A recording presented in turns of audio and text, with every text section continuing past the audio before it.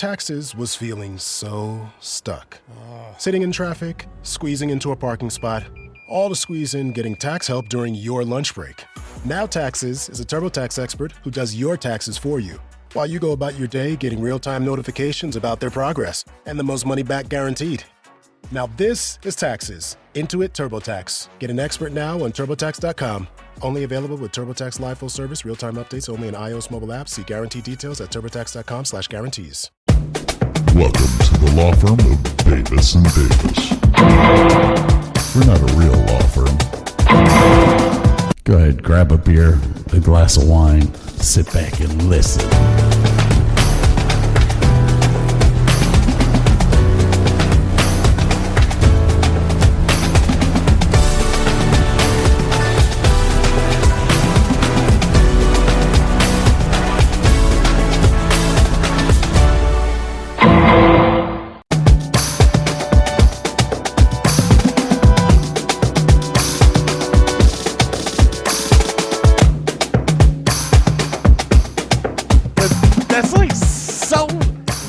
We have this discussion every week. That's so anticlimactic.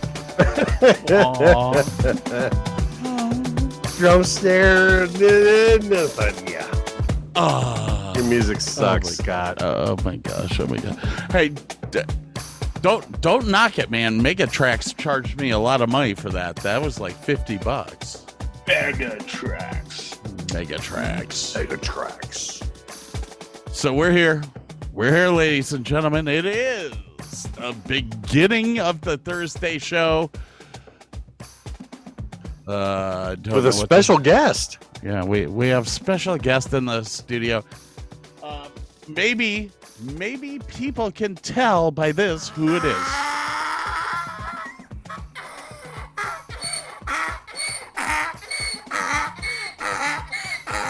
Is it Mr. Ed? The jackass is in the building. Sounded like something dying at the beginning.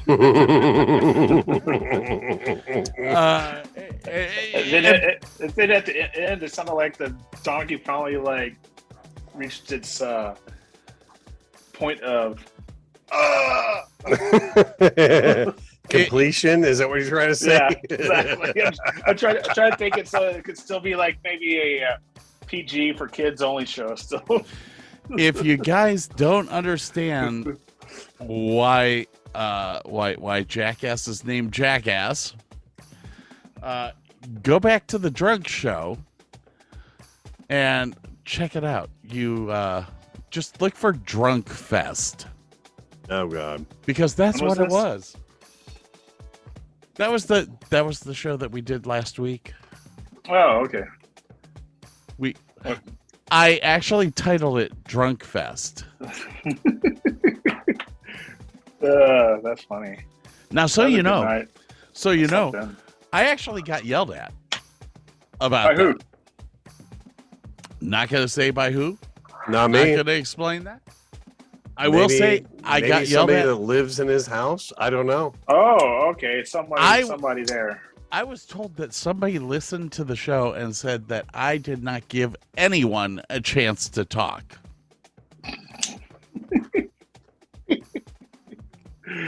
Now, if that's true, I apologize. People. I think I talked. I think everyone talked, except for Burke. Yeah. Burke never said anything. No. I interjected at the perfect comedic time, but I had no clue who these guys were. You guys, that's just a good excuse. Yeah. That it's me and the whore and and Scott and Bert just met us just 5 minutes ago on Zoom. Yeah. Like, hey, okay, I'm here. Oh yeah, I don't know great, what you're talking about. We're celebrating Jackass's birthday. I was a comedic fence for y'all's comedic whatever. Okay, go ahead. Okay, so did I explain to you who Burke is? Yes. Okay. Was it like a friend from Ohio? No, right? We went to college. We went to college together. The first class that we ever attended is where we met, and the professor goes, Burke Davis, Scott Davis. Are you guys brothers? And we looked at each other like, well, yeah.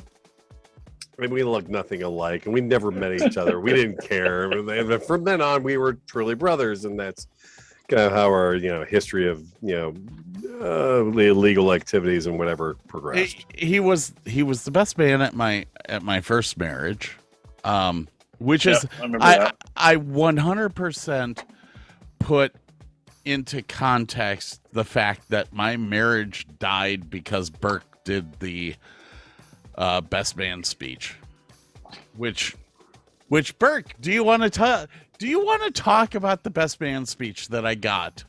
Yeah, Sir John Gielgud could have done that speech and you still would have gotten divorced, so go fuck yourself. So note to self, don't have Burke do a best man speech. No. Well, all right. If you're getting married to the woman you love, I'll do you a great speech. If you're not, you're going to get the piece of shit that I gave to him. I'll tell you what, you could tell. You could tell that was off the cuff and unrehearsed. And I got y'all lighters. That's all I could do. That's whatever. What do you want? You got Zippos. Piss off. Hey, hang on. Did I not get you a lighter? I was the best man. I got all the gifts. No, wait. I bought everyone lighters. No, I bought everyone lighters. That was my job as best man. I got all the lighters for everybody. Yeah, the best man usually gets the gifts. See? Oh, shit. That's Sometimes. right. Yeah. Yeah, dude, I smoke way too much crack. I was best man at a friend's wedding, and then I had one of the groomsmen come up there, and I only spoke for like probably 10 minutes, less than that, but it didn't even go over. He was like, "Oh, it was a good speech and everything, but it seemed long." I'm like, what? "No, that's not long." when you had like the bridesmaid, whatever they call maid of honor, go like a 20-minute speech. I was like, mine was quite less. Yeah, mine was terse. Thank you very much. Yeah. All right. We've gotten into our intro here. Yeah, I don't want to step on Burke's toes. It says Burke, what did we do last week? We went over that once, but Jordan, anything special in your life that you did last week? I was in Nashville working. I'll leave it at that. Well, can you give us any clue as to what you were doing? Recording some interviews for a client. Excellent. And you live in Dallas, correct? I live in Dallas, and I was in Nashville. And we were at the Gaylord Opry, which is really huge, and I got lost the first day. It's so huge. It's bigger than the Gaylord here in Dallas, the Gaylord Texas. And the Gaylord Orlando, it's bigger than that, but it's so confusing. It's like a maze. Nice. But was working there for a whole week, and there I am. Very nice. I went to a doctor's appointment, and I'm getting new glasses. And Scott fed his ducks, and is looking for a new house. That was about. That's the short version, because we're running behind time because we're drunk and running behind time. How far behind are we? We started 10 minutes late, so almost a half an hour. We're only about 15 minutes late at this point. We're rocking it. All right, so Okay. So Scott.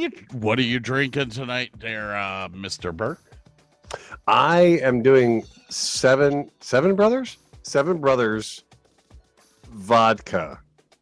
And I'm not doing a true martini. I'm doing it on the rocks with a splash of lemon. Ooh. I guess the name of my whiskey I'm drinking. I'm here. And it is really, it's a wheat vodka, and it's really, really good. Oh, and I think I'll go next. I am doing Jim Beam Peach. Actually, Jackass and I were up at the casino about 2 weeks ago, and that was the first time that I drank this. Ooh. And I was doing Jim Beam Peach with ginger ale. He was doing Jack and Cokes, but somehow they mixed up the alcohol and gave him some Jim Beam Peach, and he looked at me and went, "That's too fucking sweet, man." Like, I can live with sweet, but I am doing Jim Beam and iced tea, unsweetened iced tea. And I'm going to tell you this, guys. This is freaking delectable. It has the sweet from the Jim Beam, and I think this is, 65 proof? Yeah, 65 proof. Oh, wow. Mixed with that iced tea, it's like eating a peach Bellini. It's awesome. Right, Scott, you have to make his picture just a little bit smaller. Oh. Why is it blowing? Because the video jumps all over the place because his laptop is slightly moving when he touches the table. Is that it? Or do you have a crap? Who between the two of us, who has the new A computer and who doesn't? This off my iPad. I can't see his face. Come on. No, make him a circle, damn it. Like me. Well, you're a circle because you have a cheap ass computer that can't handle. Really? Yeah. Yeah, your computer can't do backgrounds. Here, does that help you out, buddy? Oh, sure. Now I'm too big. So Jackass, tell me what the hell is in your cup? I got a Buffalo Trace whiskey. Ooh. Same thing I drank last time. It was good, but this time I kind of made it into almost a slightly old-fashioned, but I don't have the oranges or the other fruit that goes in it. But I got the sugar and the what is that? Bitters? Bitters. Yeah, I got the sugar and bitters. Oh. I don't have the orange and everything else. But it's good. That's all right. That sounds fantastic. Slightly old-fashioned. Yeah. It is. There you go. That's the name of the drink right there. Slightly old-fashioned. Slightly old-fashioned.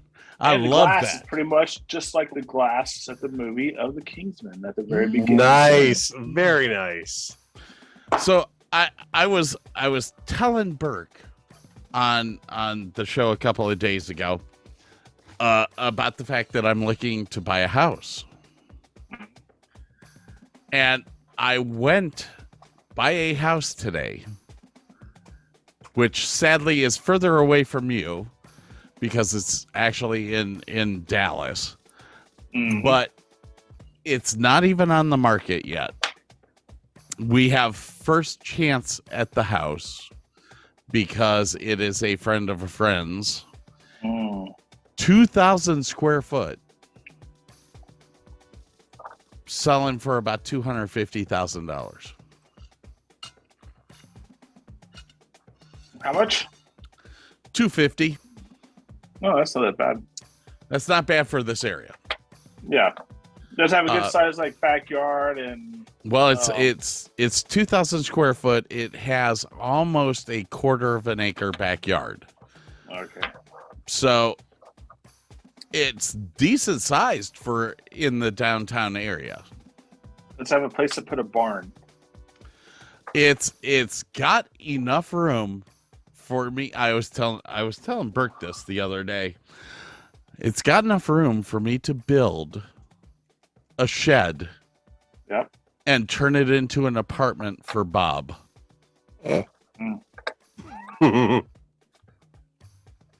my friend Bob from the Bob, but he spells it backwards. Bob. That would be Bob, wouldn't it? Bob. No, it's Bob, it's Bob. And Bob or Burke proceeded to say to me the simple fact of, why the hell would you do that? What about Bob? Have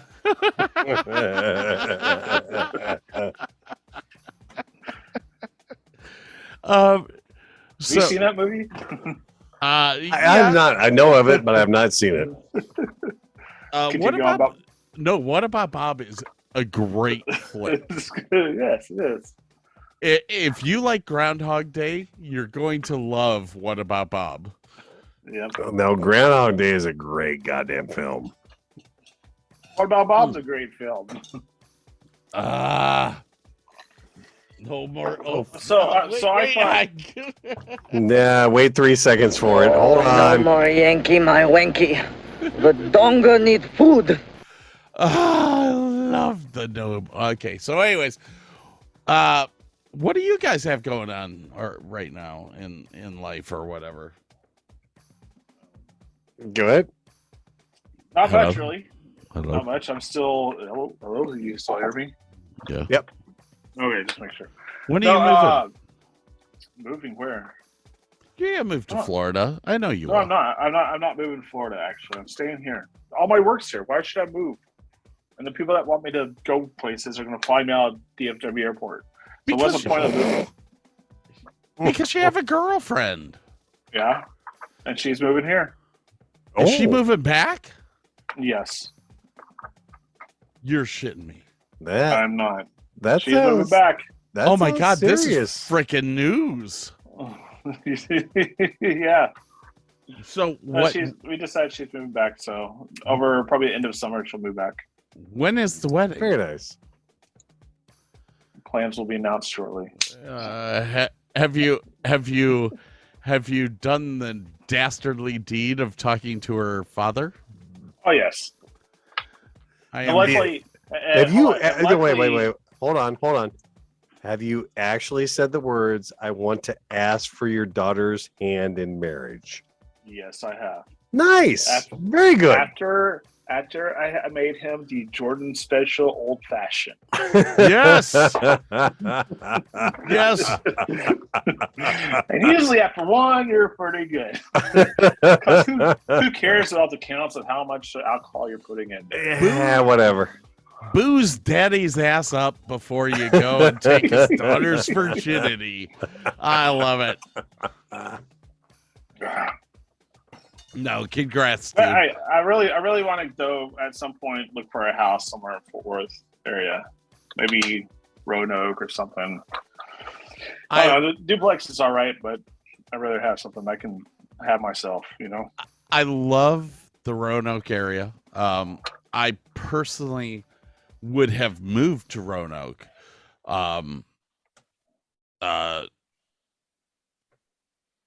Yeah, I would have moved there. Like I was telling Burke, I applied for a job out at the Joint Reserve Base. Mm-hmm. So I would really rather move closer to Fort Worth. Yeah. But right now I'm kind of in this boat where I have to get out of where I'm at. Yep. So I'm kind of screwed. It's like I don't want to go get an apartment and I would rather buy a house now, and if it's a house in Dallas, then it's a house in Dallas. I'll fix the damn thing up. I'll flip it. I'll get the hell out. Yep. So I thoroughly understand. I love the area where you live right now. Yeah. I do like Richardson. I do like Roanoke. Roanoke really grew on me. That was where I wanted to move because it's in Denton County, which means that it's lower tax rate. Mm-hmm. And it's God. There's an asshole on the other end of the line. It's Bob. Asshole calling. It's got to be Bob. It's not me. My ringtone's the jackass. So, yeah. I heard my throat. Every show Burke and I do, Bob calls in the middle of it, and pretty soon he doesn't have to call because he'll be living in your backyard. Look, hey man, what are you doing right now? I'm filming a fucking show, dumbass. Every time. They'll have walkie-talkies between the barn and Scott's house, and they'll be like communicating. Hey, what are you doing? How many assholes we got on this ship, anyhow? Go. I knew it. I'm surrounded by assholes.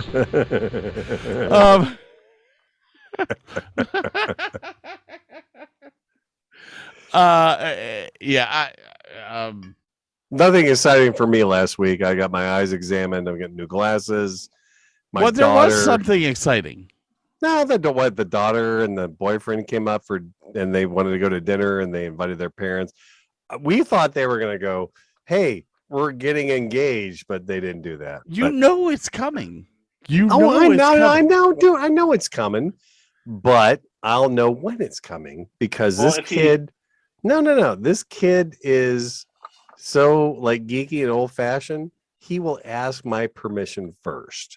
I will know ahead of everyone when it's coming, so I'm not worried about it. Well, if he wants to make a Jordan's old fashioned, I have the tips. Just salts you up ahead of time. Oh, dude, wait. So we went out to dinner. We went to Bubba's, which is a kind of a chain place up here. I had Bullet Rye. I heard good things about Bullet. Oh, fucking A, was that a good drink. Dude, I'm going to have to buy a...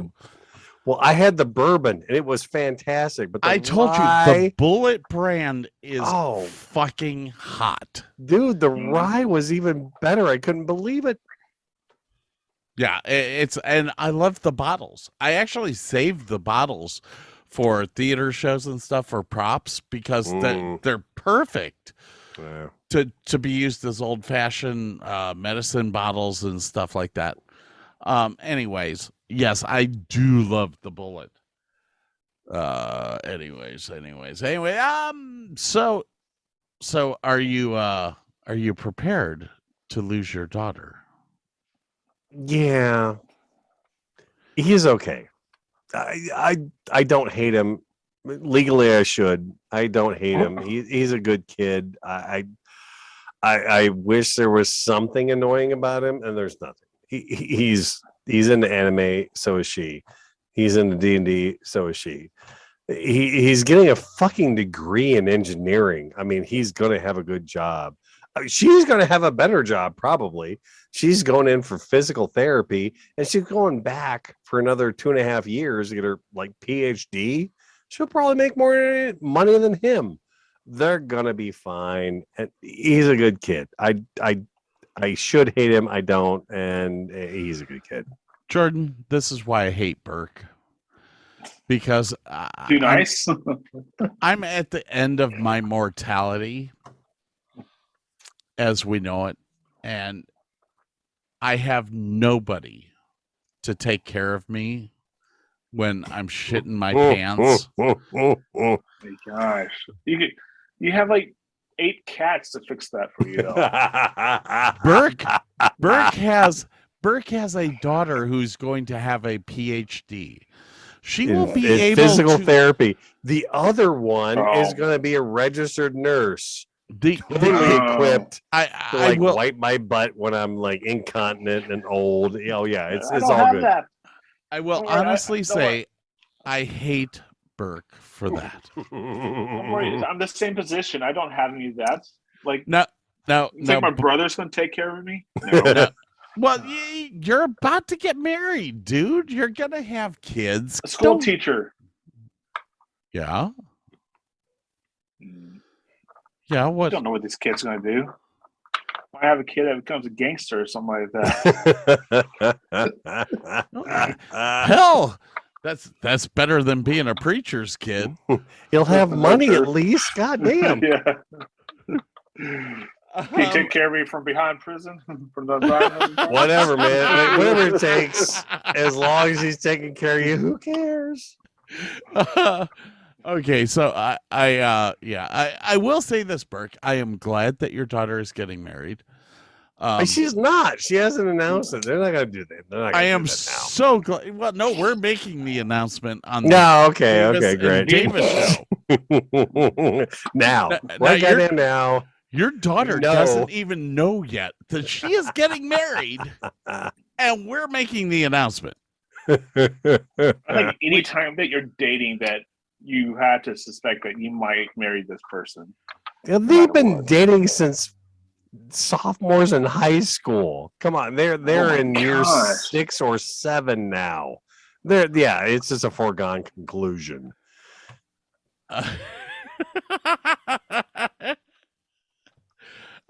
Yeah. All right. Yes. Do you have something? I just said 6 to 7 years of dating. No, go on. It's a long time. Honestly, though, like me and my wife, we dated for 4 years. We were engaged for another 2 or 3 before we got married. So not a big deal. Yeah. I mean, I've been dating this girl for 4 years. Honestly, I will tell you that Burke's wife is still a virgin, just like his daughter. So, yeah, just like your wife. Wait, how's that possible? All right. Did you have an angel like show up in the middle of the night? Yeah. Burke and I have kids by immaculate conception. All right, ladies and gentlemen, we're going to take a little break here. We'll be right back. We're going to talk about the Kingsman. Oh, yes. The first in the series and probably the best out of the 3 films. Yes.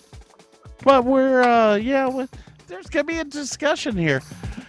Everyone, give us a second to reload, get ourselves together, and listen to our commercial break. We'll talk to you later. We'll be right back. Owning a boat comes with a number of perks, like being able to fling your favorite fishing rod around. And here's another perk. Geico's boat insurance covers your boat and your belongings. And with specialist support from agents that are as passionate about boating as you are, there's so much value that you'll want to high-five someone. But not while you're holding your fishing rod. That's a prized possession. So hold on tight with both hands and keep it covered through boat insurance. Get more with Geico. Ish. Oh, I can't do that. Okay. I wish people could see Burke's face right now because he is so frustrated. Okay, you're fucking up. You set up a schedule. And I'm like, oh, okay. We're gonna have a schedule tonight. Cool. We'll stick to the schedule as opposed to doing our free flow like we normally do. But no, when we have a schedule, what happens? You totally screwed up every time. Every time. We are an extremely fluid No, show. hold on. If both of y'all walk off, I don't know how I can talk for the rest of the show. Just like how Showtech Show episode pilot 000. Well, no, you've got the itinerary. You can follow it, and you're all good because we had an itinerary originally, and now we don't. I know what Jordan's talking about, though, and honestly, Burke, we did a Showtech show where 45 minutes of the show was dead air silent because Jordan and I got into a fight on air. And Richard was like dealing with kids or something, so he wasn't even in the room. I was like, oh my gosh, did we really just... I'm outside smoking cigars. Yes. Uh-oh. It's Bob. Bob going, I didn't get the request, man. I didn't get it, man. Did you send it, man? Hey, tell him to check his junk mail. That's where mine went. Yeah, check your junk mail because that's where jackasses went. Or turn on your spam. No. Just delete it. Do you not have Zoom as like an actual like hangout or like a... Come on. You know what? I love this Newegg computer. This is the best damn computer I've ever owned. Okay, it should be in your box now. If he turns on Zoom on his computer, it should pop up. No, because he doesn't have it set up with a Zoom account. Oh, my God. Ah, fine. Okay. All right. So anyways, we're talking. We're gonna talk without him. Oh, here it comes. Here it comes. Here it comes. No, for mercy's sake. What? Oh. What's this? Oh. Hang on. He's getting. Whoa! Look at that! Oh dear God! It's Bob. Hi, Bob. Okay. So we now have. That's like Bender on acid right there. We now have Mr. Oshimida from the Cleveland Sports Fan with us. So we have Mr. Oshimida, we've got Jackass, we've got Burke, as well as myself, Mr. Asshole. True. You just say that about 10 times over. It still wouldn't be enough. So y'all see Mr. Oshimaita's hair, correct? This is all your fault. All of it. There was a bet made on the Cleveland Sports Fan, and it was a bet induced by Mr. Oshimida, where he stated that he was not going to cut his hair until the Cleveland Browns did what? Went to the Super Bowl. Actually, you said won the Super Bowl. I did not say won. I said went to.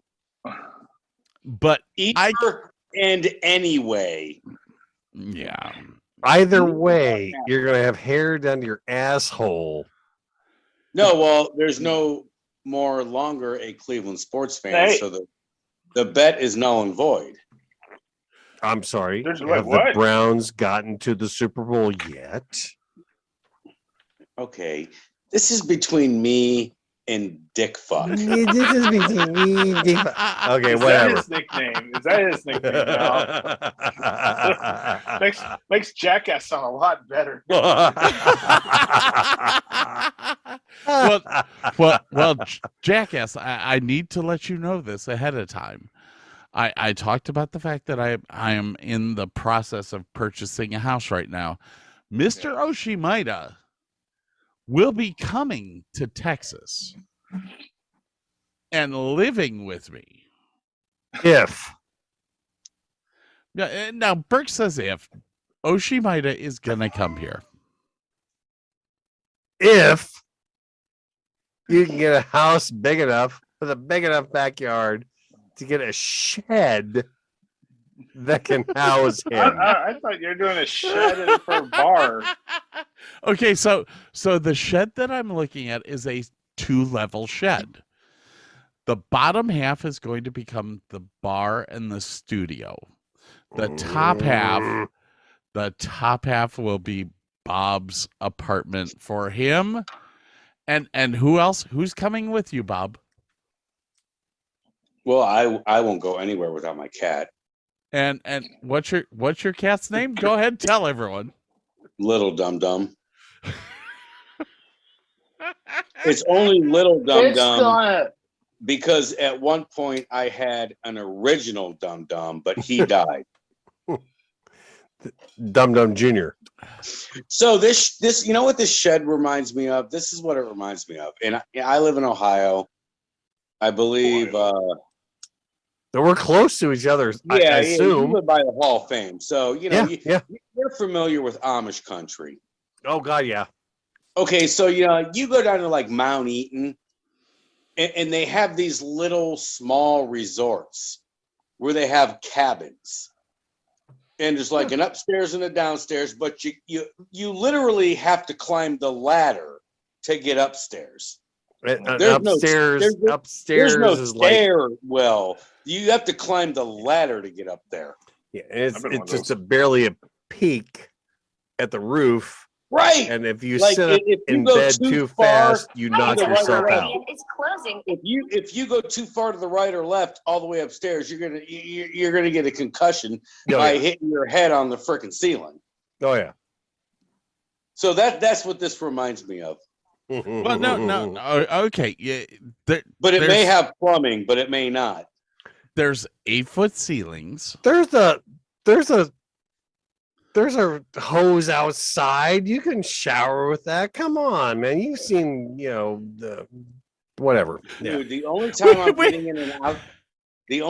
getting in an outside shower is if I just walked off the beach. Or if you got a jail, one of the two. That too. I was going over the floor plan or the acreage that we have here in the house that I have put the bid in on, of which I put a bid in on a house without seeing the inside. You put a bid on a house? That happens in marriage a lot. That's like telling that's like telling a used car dealership, okay, I'll give you $7,000, but I haven't even gone to see the car yet. Okay, so here's the deal with that. The housing market here in Texas, a house will stay on the market for about 2 days. That's it. So for us, to Ohio, they've been for sale for 2 years. For us, oh no, they're going fast here too. Yeah, man. they are starting to. It's a different market right now. And honestly, I wouldn't move right now if my rent had not been jumped up to $1,500 a month. At $1,500 a month, I may as well go buy a house. I may as well. I would be better off spending $1,500 on a mortgage than on rent. That place. I mean, does that include the sanctions on your Russian wife? Listen, we do not talk about the Sveti on this channel. the Sveti is the Sveti, and we leave it at that. Do you ever call her Kristen anymore? I haven't called her Kristen in 2 years since you named her Sveti. Wait, your wife's name is Kristen? Yeah. I changed it to Svetlana. And then it just got frankly, that's like kind of sexy. So yeah, that's good. So I changed her ringtone. She got her I thought we weren't talking about her on this program. We don't, but I have to explain this. She got her ancestry.com, spit in the tube thing back, and it said that she was like 2 or 4% Russian Eastern. I heard she was Putin's third cousin. So the minute wait, she's a spitter.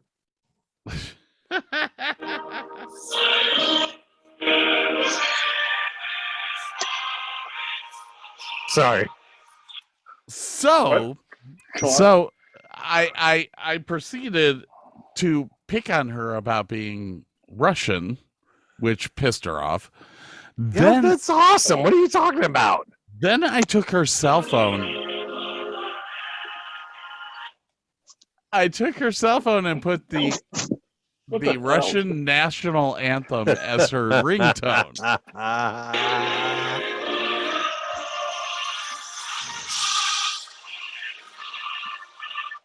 So she comes to me the other day and she says, I don't care if we like each other or not, but you need to fucking take that ringtone off my phone.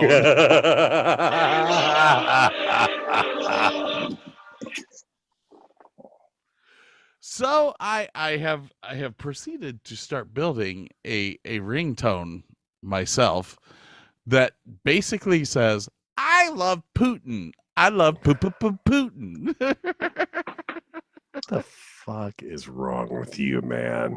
Scott, one day, 10 years from now, if I'm not around or whatever.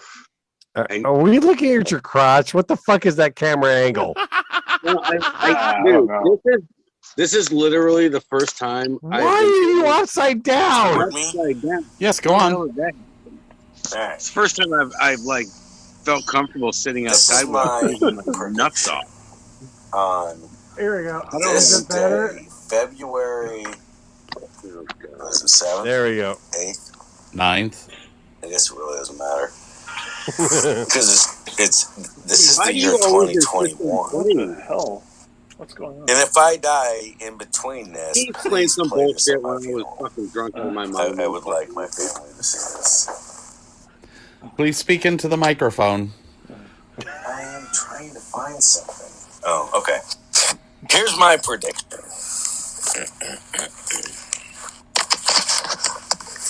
In the next 5 These guys years, don't even care.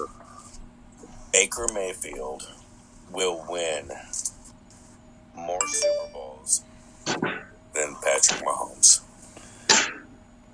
Say that again. Baker Mayfield Stop will it. win more Super Bowls over the next 5 years than Patrick Mahomes.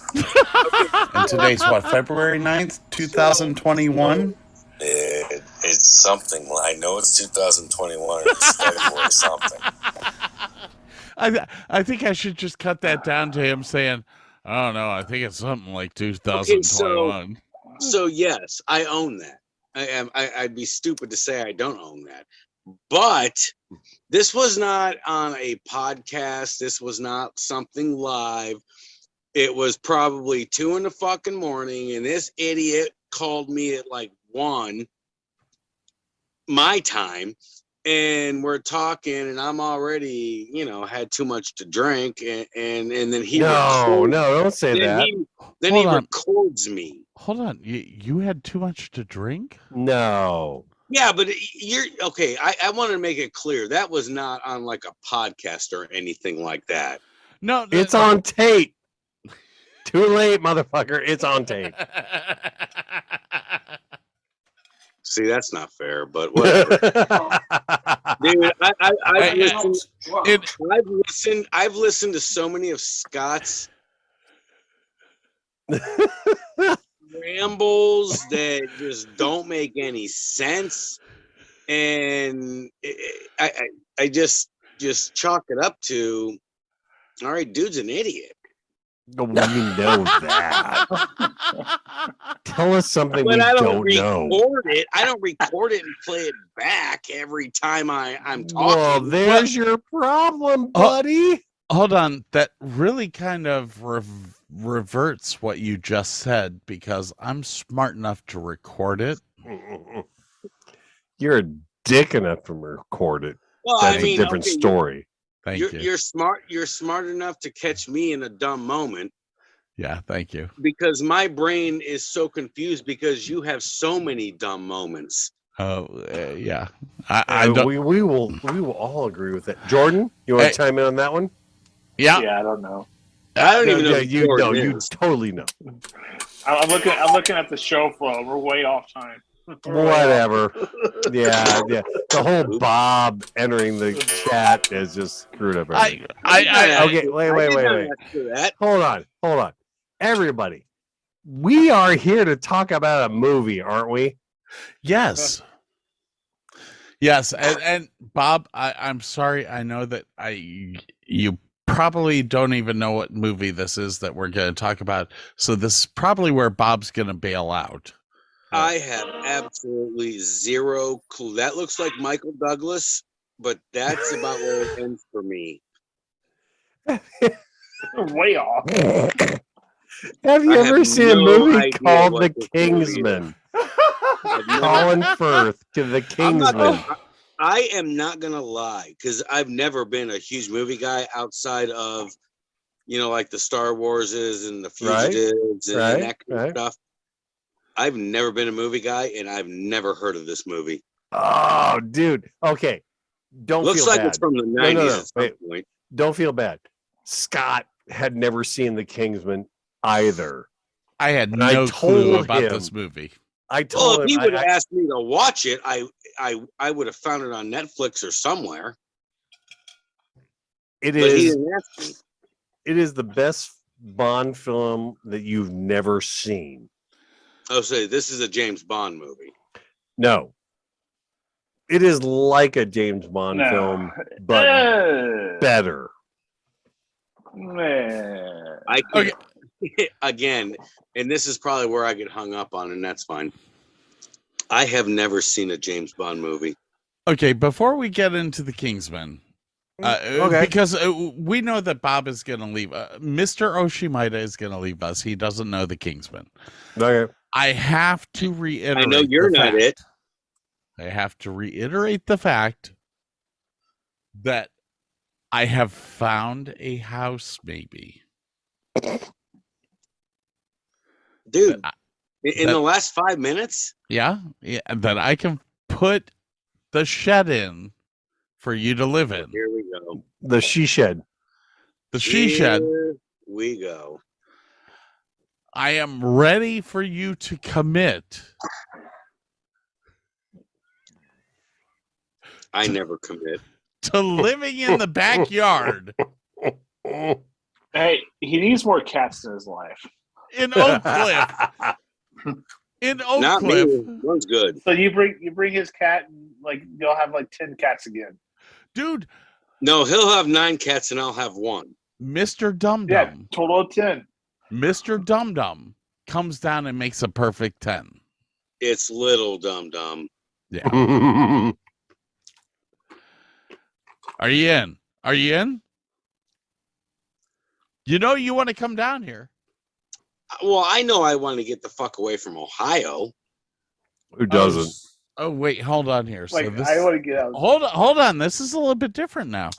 So, are you saying you don't want to come here to be with your best buddy? No, Scott? I didn't say that. And do podcasts with Jordan and Burke and have a food truck. I'm We'll actually tell you. You got me on the food truck. See, once you bring up the food truck, I am all in. I'm a little verklempt now. Because I can make a food truck make money without you, but I can't buy one. We might actually tell you what the podcast is There's about. a touch of madness around here. Before you show up. Yeah, How's that? really. I mean, look, he called me and said, "Get on the Zoom." I mean, and I said, "Why am I getting on the Zoom?" And he said, "Well, you're only going to be on it for like 2 minutes." And All right, Scott, kick him. And I was absolutely right at the fact of saying that you were only going to be on here for like 2 minutes. Well, your 2 minutes are turning into my children's 2 minutes. Like, oh, I'll be there in 2 minutes. And 20 minutes later, they pull in.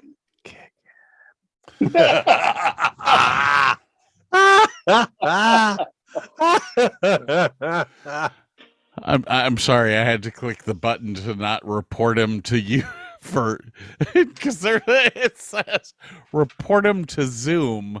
No. He's going to be texting you any moment now. Where? Phone call come. Well, I just got disconnected. Hey man, I can't get on.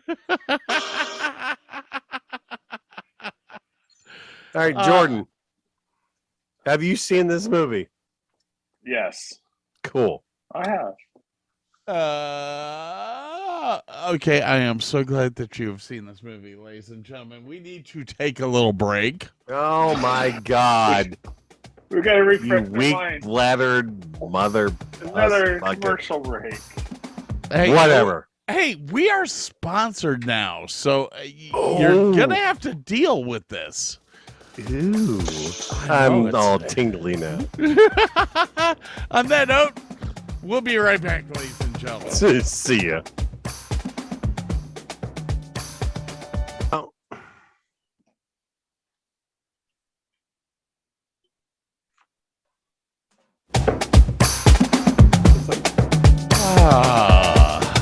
We're back, ladies and gentlemen, and I'm going to tell you, we're about to sit back and discuss probably the best film I've watched in my entire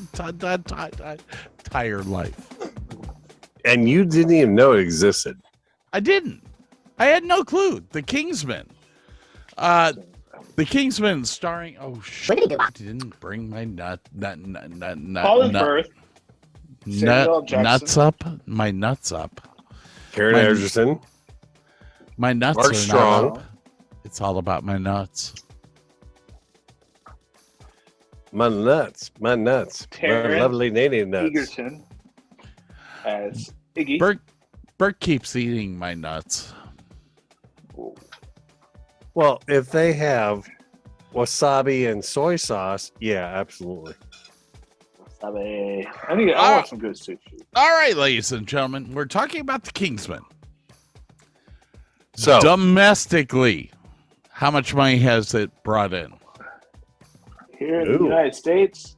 Yes. 126 to 61. 128 to 61. Wow. International? 286 089 822. I had 276, but I'll go with you. And let's see here. When was it released? It was released in 2014. 15. Oh, wait. What?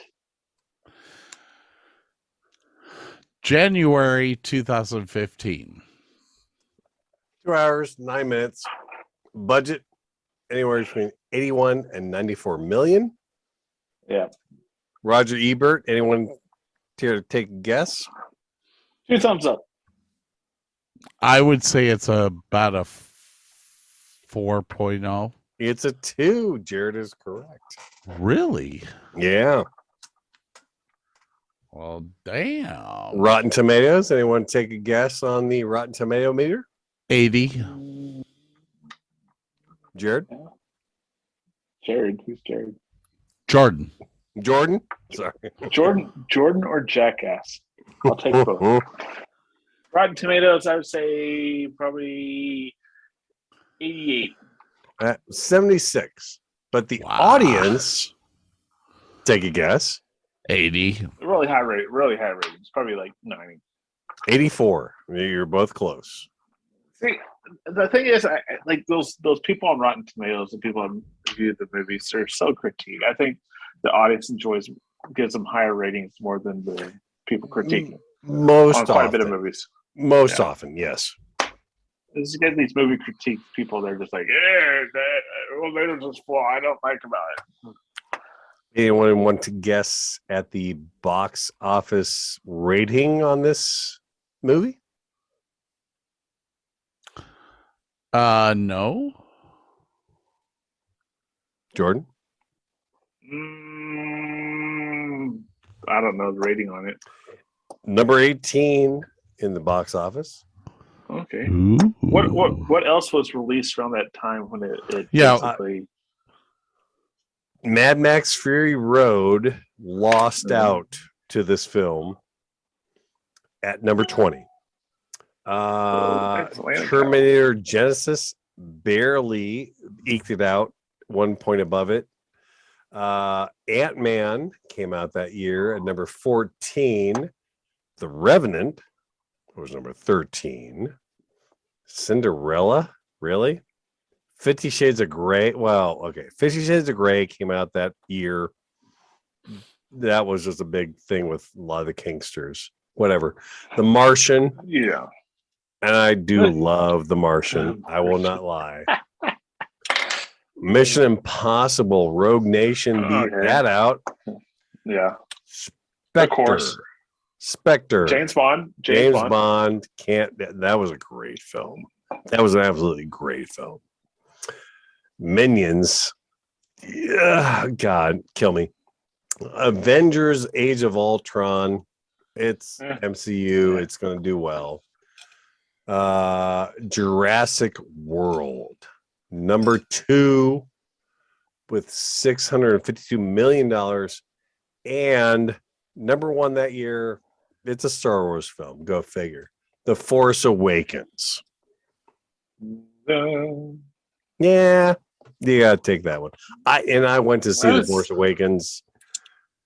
in IMAX the day, like a week after it came out. Yeah, I get it. I honestly enjoyed like the Kingsman. It's a change of movies from your typical compared to James Bond and stuff like that.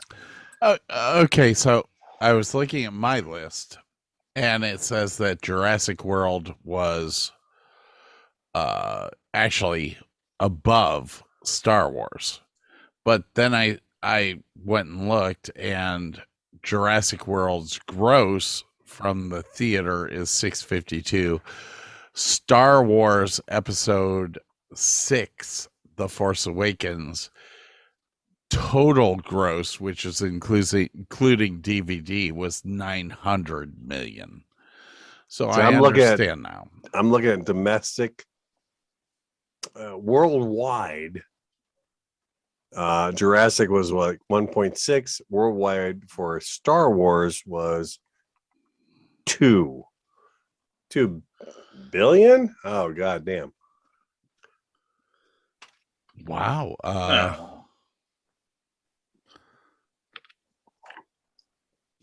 So anyway, hang on.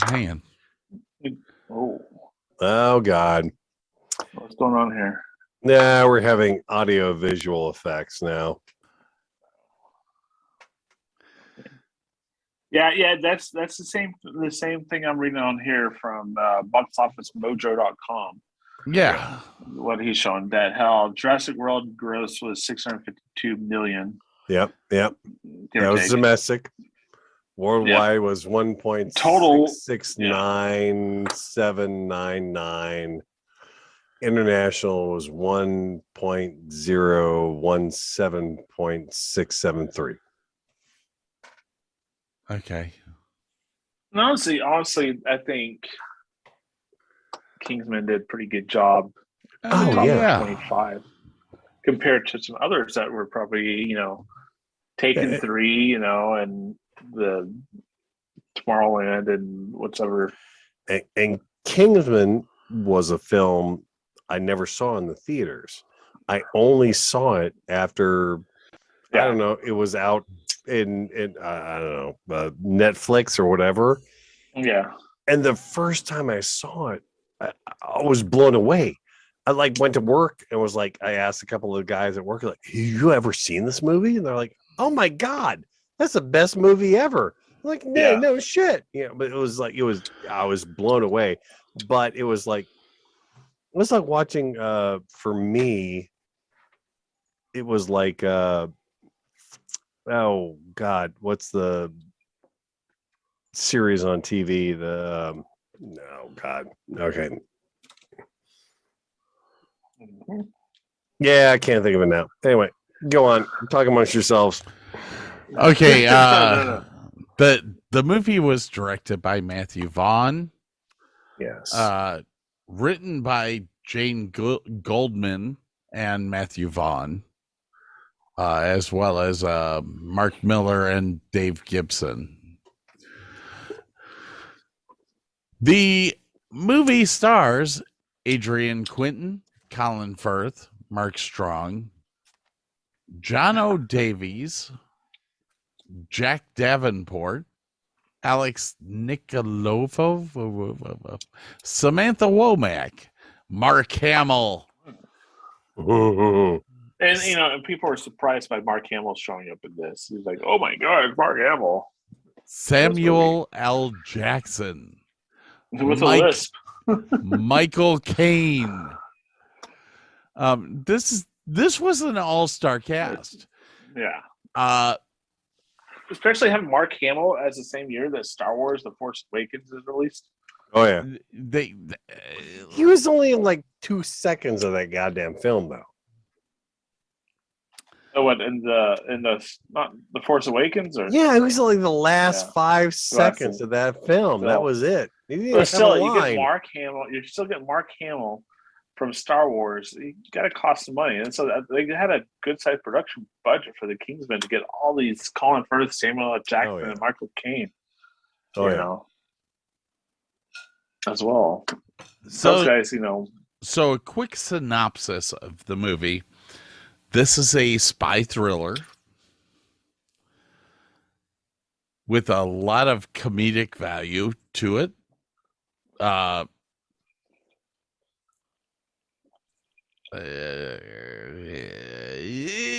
don't know what else to say about it. It is an homage to Bond films. It is an homage to spy films in general, but there is comedy, there is drama, there's callbacks, there's everything. It is like if you and I wanted to do a spy film, what would we do? We would do that film. Yeah. I think it's like a more serious version of Johnny English. Have you ever seen Johnny English with Mr. Bean? I've never seen anything but Blackadder from that guy. I don't like his when he plays a dumbass, but I love when he plays the smart guy. But it's just like the whole intro to the Kingsman is like, for me, on a production value with the building falling apart and stuff like that, going to title credits, I'm like, this is like a little cheesy, you know. But that was the first time that they'd ever used like the beginning credits with a bomb to introduce the text. It was kind of a. It was kind of a. Yeah, no, but it was kind of an interesting opening to the film. They'd never used a bomb to do rubble to do credits before, so it was kind of interesting in that aspect.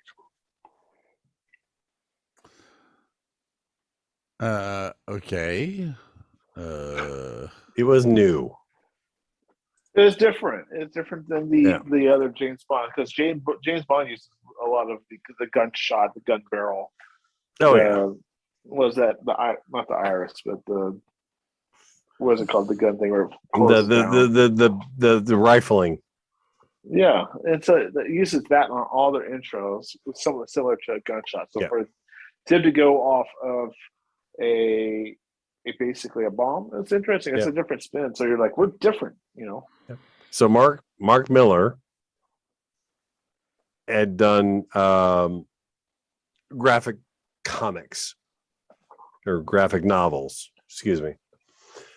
He had done Kick-Ass, which also became a movie, which was also done by Vaughn, which also had the guy who played Merlin. He also did the graphic novel for Marvel's Civil War, which eventually ended up in the MCU.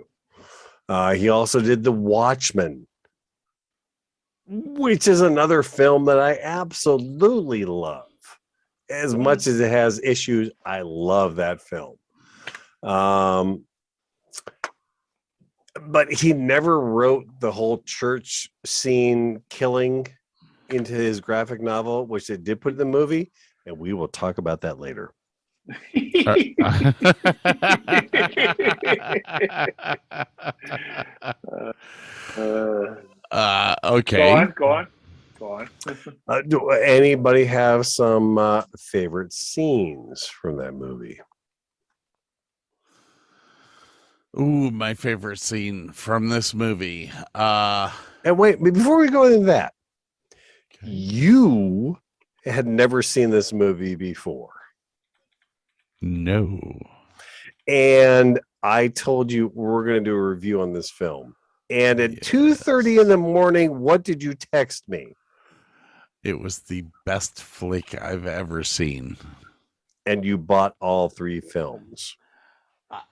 It was the best flick I've ever seen. Oh. No.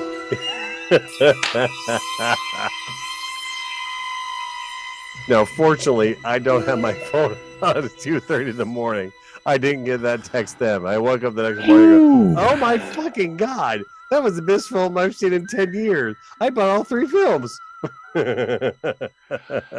But you had seen Lobo of 10 years before that, so it didn't count. So, yes, it was. I don't want to say that it's the best film ever. No, it was the best film you've seen in 10 years. It was great. This movie was great. Yeah. I was entertained for 2.5 hours. The first time I saw this movie, I went to work and I talked to one of the guys at work. I'm like, dude, have you seen The Kingsman? He's like, dude, that's the best movie ever. I'm like, yeah, fuck, I know. Yeah, it was like this hidden gem. I never saw it in the movie theaters. I saw it when it was out on, like, I don't know, Netflix or whatever. Yeah, it blew me away. I was thoroughly impressed with this movie, and the guy that plays the Go on. Who? Colin Firth? No, not Colin Firth. Taron Egerton. Taron Egerton. Yeah. Taron Egerton. Yeah. Literal unknown. Absolutely unknown, but had to step into the spotlight with two of the best actors in Hollywood. Oh yeah. And he did it. His character was phenomenal. Oh yeah.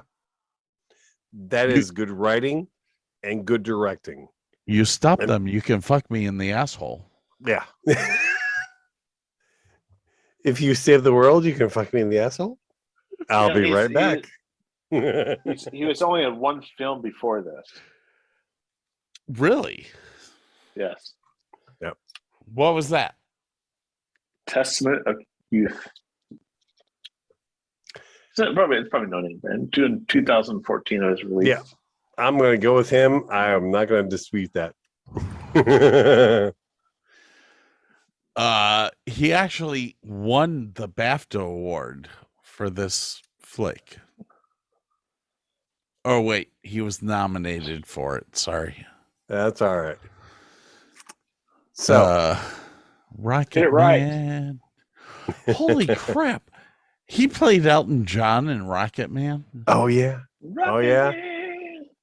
All right, so you start this film, you have this quick Bond-like intro, and then you have this deadpan swearing by the main character, and then you all of a sudden have a new Kingsman.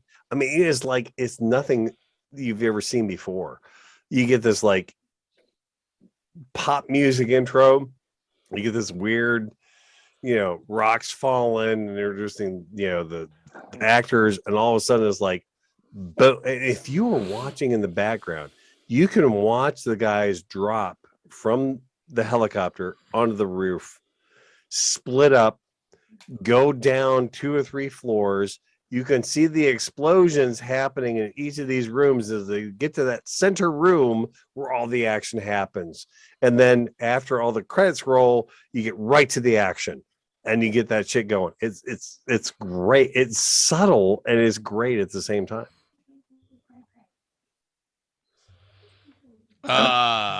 Okay. Well, that sucked. So, yes. No, I was saying, like, have y'all seen the other Kingsmans? I've seen the second one, but not the third one. Not the third one, not the one that was released last year. Like, which you think this is the better one out of all three? Or, well, since you haven't seen between the two, do you think this was the better one? Well, can we really answer that without seeing the others? Third?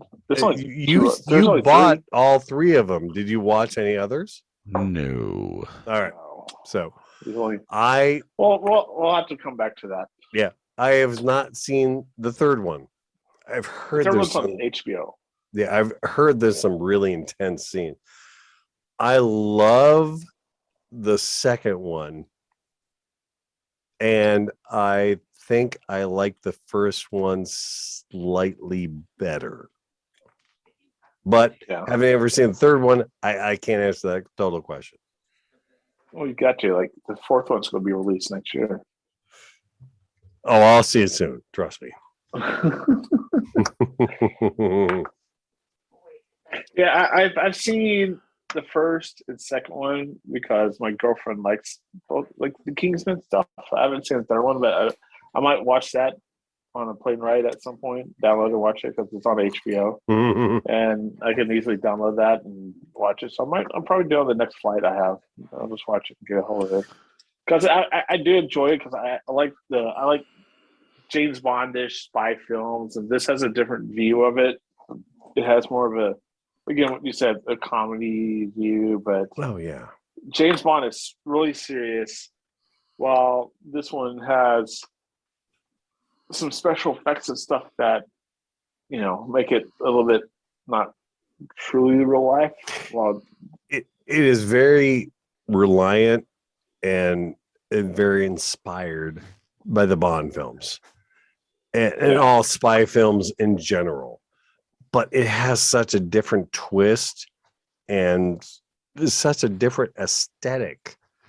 It just really stands out. Yeah.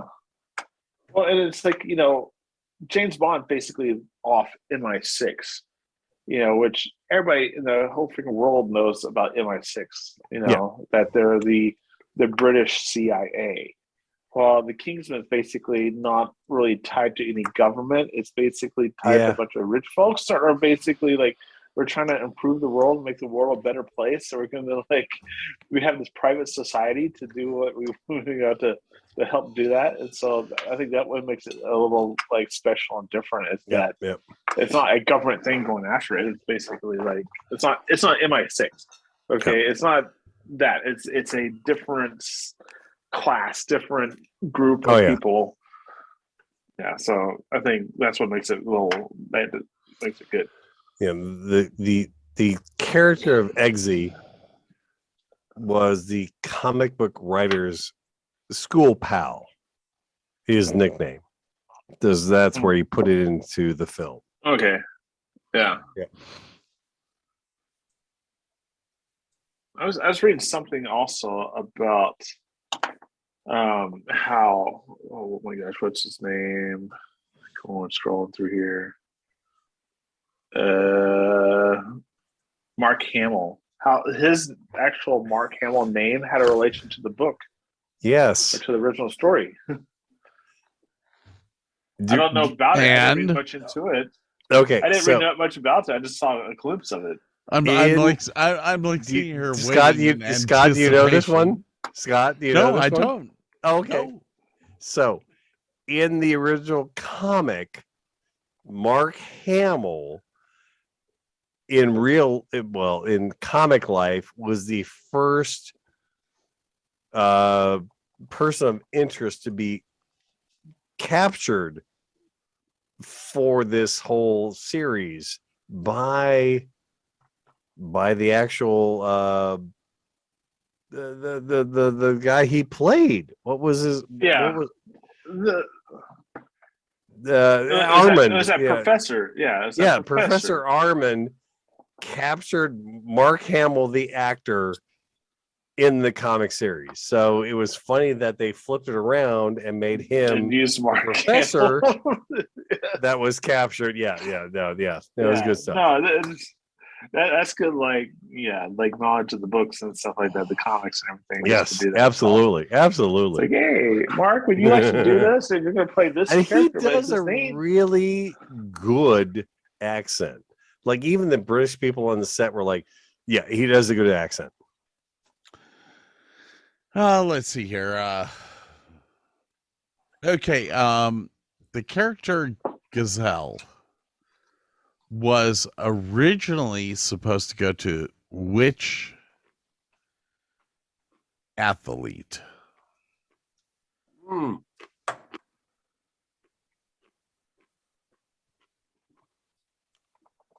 Sorry, I'm eating. The Olympic athlete who didn't have any legs, who ended up killing his girlfriend.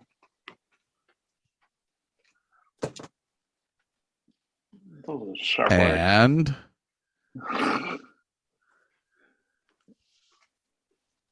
knocked off my earbud. What? I'm gonna have to start banning peanuts on this show. Her name was Amy Purdy. She was on Dancing with the Stars. Yes. And because of the delay with filming, she could no longer perform her role. And that was worth the frickin' 30 seconds of listening to somebody chomp on peanuts. Whatever. I'm getting drunk. Sue me. Peanuts, no. Why are peanuts in a bar? They are. Why don't like I got to like? They are almonds, and they are wasabi and soy sauce almonds, and they're fucking awesome. Spicy. Mm-hmm. I went to this one bar in San Antonio, and it's at this old bar, like Teddy Roosevelt went there, or something like that, because it's right by the Alamo. And they had peanuts. I'm like, so what causes you want to drink alcohol with peanuts? You know, I don't know if it's why is that? Why have peanuts with alcohol? Salt. The salt helps. Salt. Okay. Makes you thirsty. Back. All right.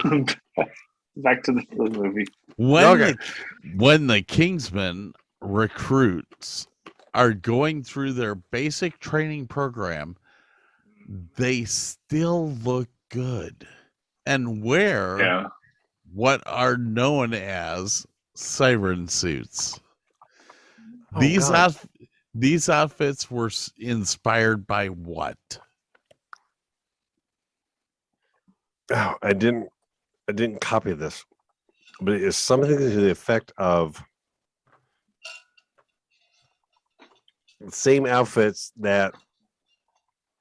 Oh God, what was the prime minister during World War II? Margaret Thatcher. No. World War II, for fuck's sake. It was some suit. Trudeau. Winston Churchill. Yes.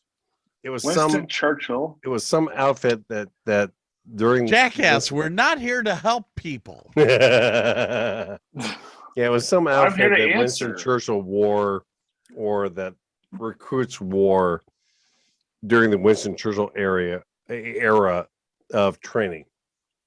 Hence the fact that I said Trudeau and Margaret Thatcher. We're not here to help each other.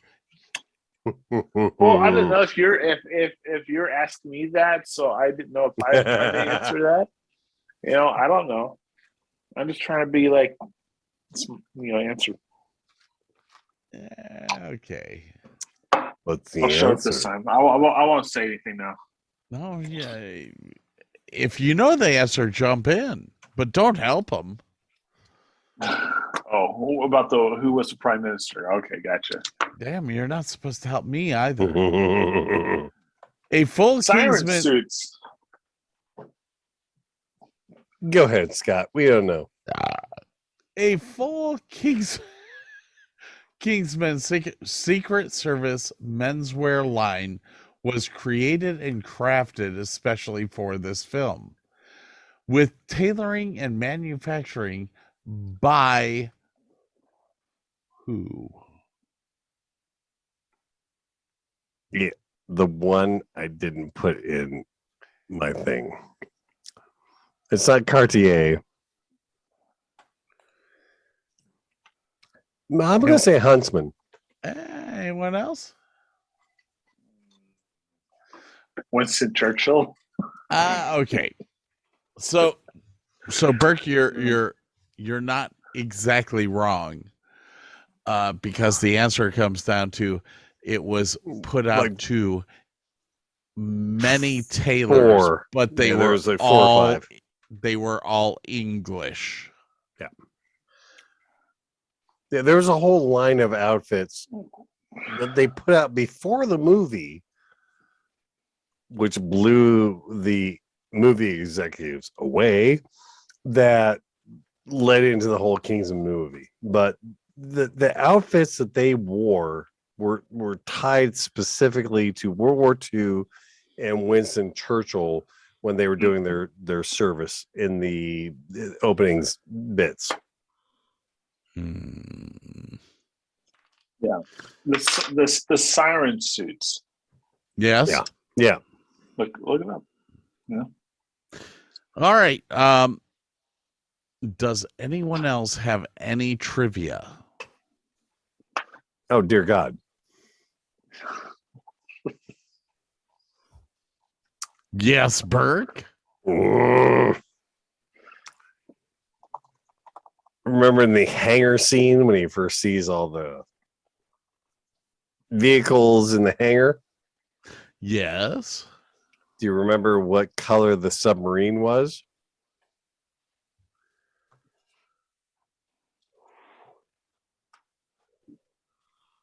It was yellow, like the yellow submarine from the Beatles.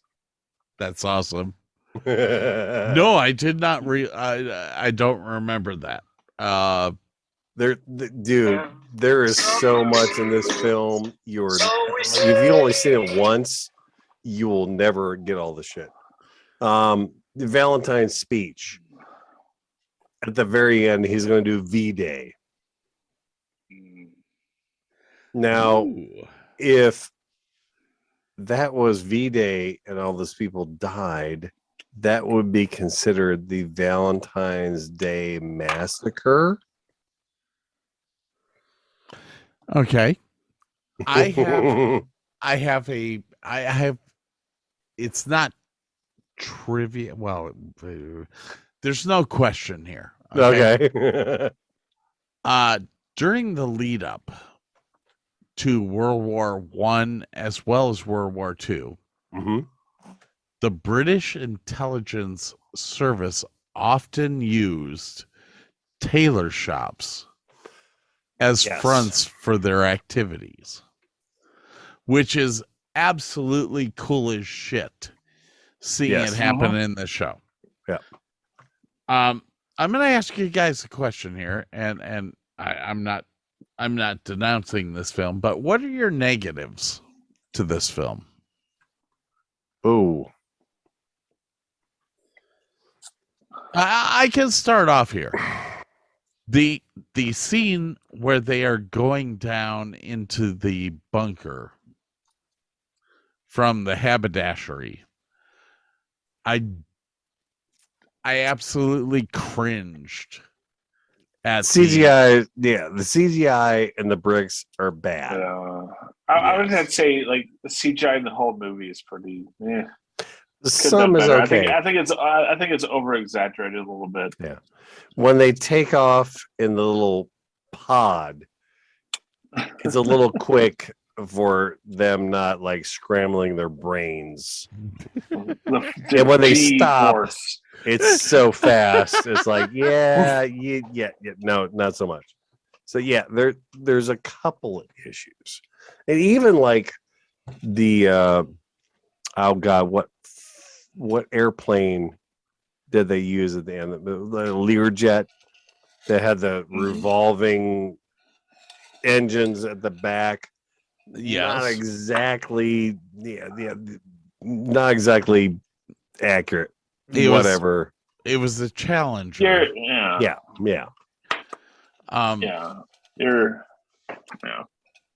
How about you, Jordan? Any I was saying bad that, notes? like a lot of the stuff is like the CGI, the unrealistic vehicles that are out at this time and stuff like that. Stuff that you're like thinking like, yeah, that doesn't exist right at this time period, or currently right now. Stuff like that, pretty much. That kind of just annoys me. And cheesy graphics in the opening. Oh. Now the weird thing is watching this film in low def. Gazelle's legs, her feet really stand out. Watching it in high def, no issues. But low def, like you could really see the fact that her legs were CGI'd in. That was her real legs. Yeah. What about positives? Oh God. I think the storyline's great. And for positive things, the storyline's great. Top of the line. Storyline. Burke. Acting. Okay. Yeah. I agree with that also. The acting's great as well. I love the subtle stuff when Eggsy goes into the main guy's thing and he's asking him about why did you do this, and the act from Taron Egerton's acting was really well in this film considering who he was up against. I mean, Colin Firth is fucking amazing, and Samuel L. Jackson is fucking amazing, and Michael Caine is fucking amazing, and he held his own through the whole film. Every time I think Michael Caine, I think of the Batman series. Him being a Batman or the Batman stuff, but in other movies. But Batman's in my mind. I have to say one of my favorite parts of this flick was the heads blowing up. It seems futile to people how this happened, but it was brilliant the way that it was choreographed. And I have to give a lot of credit to the editors of the movie, because this was not the directors. This was the editors. Yeah. And I have to give a ton of credit to them for what they did with the heads blowing up all the way through the end of the film. It was awesome. Now, when the heads started blowing up, I completely expected the 1812 overture with the cannons going off. And when they did God Save the Queen, I was blown away because it worked even better. It was fucking amazing. It was awesome. The way that it worked together was awesome. And I would agree with Burke. I was totally expecting a different song. Oh yeah. But this is a British film. Oh yeah. How about you, Jordan? Are there any other moments in this film that you want to discuss before we go into our conclusions? Oh, not dude. Really. I mean, no. I mean, go ahead, Bert. I've got a million things to talk about. Oh my God. I love this film. I absolutely love this film. I have so much stuff in black. Okay, favorite scenes. Scott, favorite scene. Favorite scene to the show would be okay. It was actually people are gonna think I'm weird. It's when I already think that. It's when what's his name is at the table with Michael Caine. And the whole switcheroo happens and Michael Caine ends up dying. Do you realize if you go back and watch that film again, that when he goes, hey, are those the original Kingsman? And you flip back, the brandy is sloshing ever so slightly in the glasses in the first scene. And then when you go back to he said, oh, I switched the glasses, and it's still sloshing in the first scene. It's fucking brilliant. I think that was my favorite scene because of the fact that the good guy finally wins. And too much of the time in the world nowadays, the good guy actually gets squashed and beaten by the bad. Yep. And this was a great time. I mean, just the freaking smug look on his face of, yeah, you know, he's sitting there talking like he's about to die, but yet looking at Michael Caine going, yeah, you fuck off, dude. And Michael Caine actually used his actual Cockney accent at the end of that scene. He's like, you fucking prick. Showing he's not so goddamn posh after all. I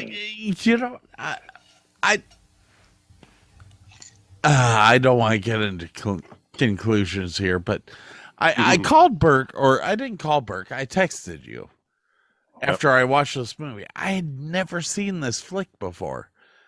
This is the best flick ever.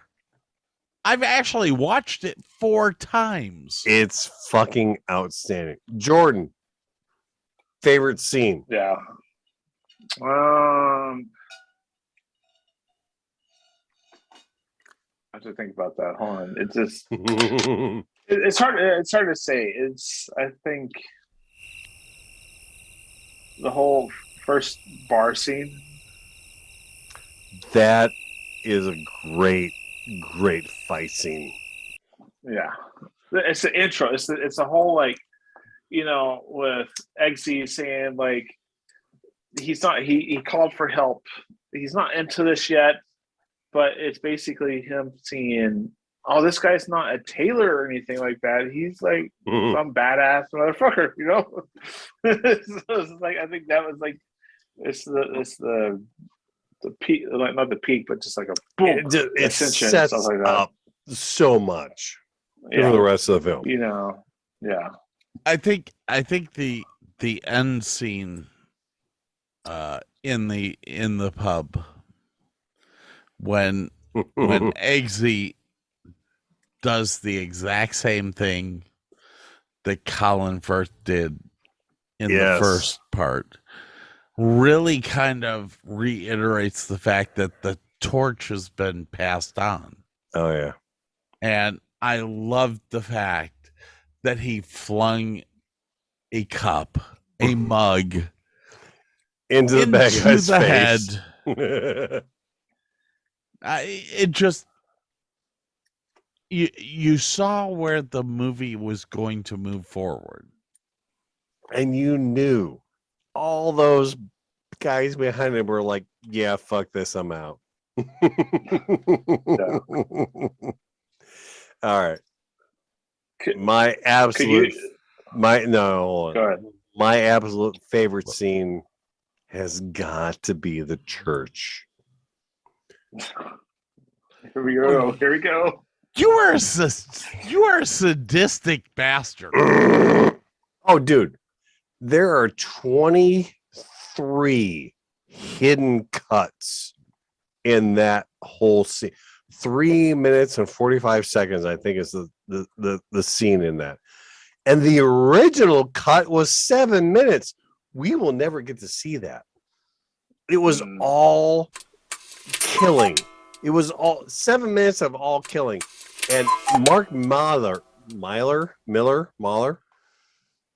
actually said to the director, could you back that off just a bit? It's a bit much.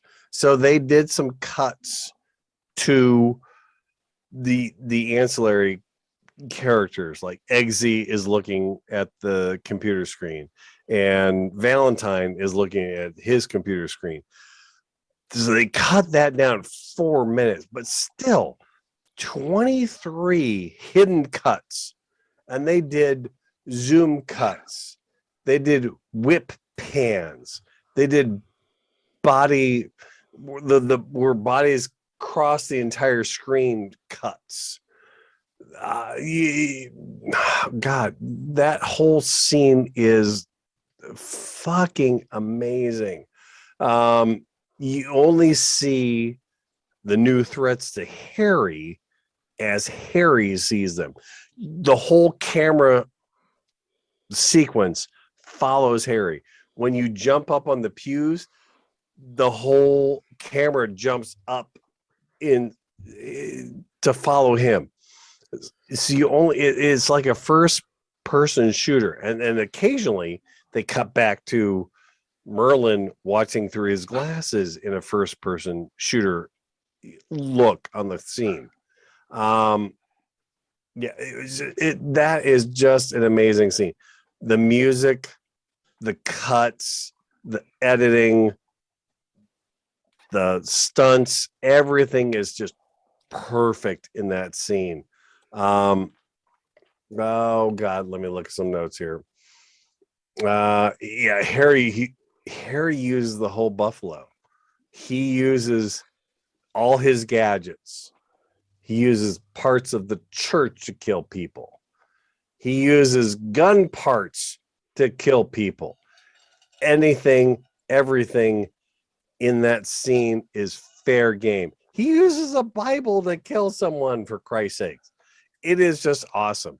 He gets shot in the back like 3 or 4 times. And if you remember from the beginning scenes, that Harry tells Eggsy that the Kingsman suits are perfectly bespoke and they're bulletproof. So you're like, oh shit, I totally forgot about that shit. Yeah, it's just a great scene. And using the music from Leonard Skinner, here the director originally looked like what's the longest guitar solo out there? And Leonard Skinner popped up, but it was such a chaotic set of guitar solos, and it amps up.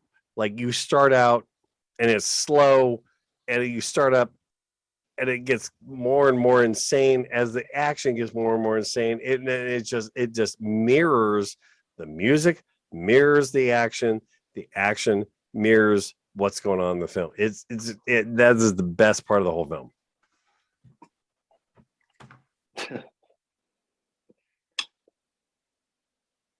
I just remember during about a couple years after that somebody basically redid a video and put Trump's face over. I've seen a video where they do Mr. Blue Sky as the music over that scene, and it's equally as good. It's different, but it's good. There's so many people like stuff that's been redone on this video just to make it like a comedy relief a little bit as well. So I can take it we're all happy with this flick. Oh God, yeah. Yeah, it's good. I like it. It's enjoyable. On that note, people, on that note, we're going to take a little break here. We're going to come back. We're going to give our scores, and we're going to get talk to you soon.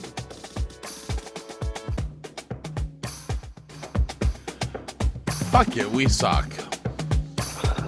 Yes, we do.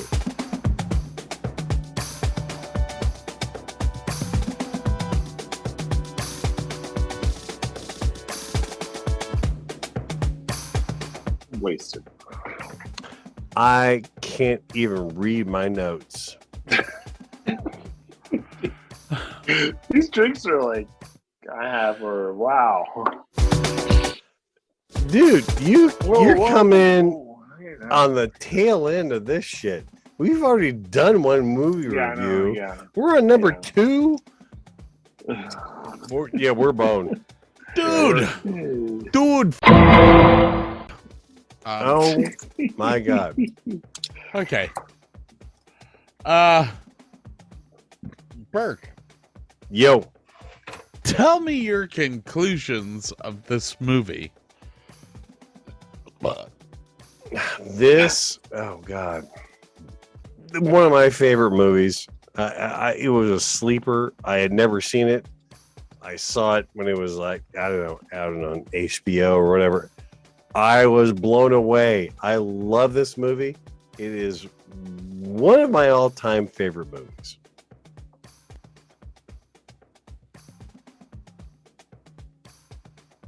How are you? Burke? Hang on a second. I think it's time. Uh-oh. I think it's gotta happen. God. Uh-oh. Hi, Bob. No. Oh, way down.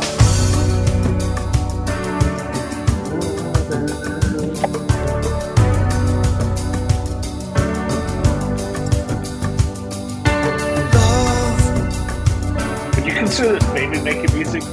I get so lost sometimes. $250. Oh yeah. And this emptiness fills my heart when I want to. Hey. So you consider that baby making music? Like if you're ready, like to produce some babies, this is on your playlist. Okay.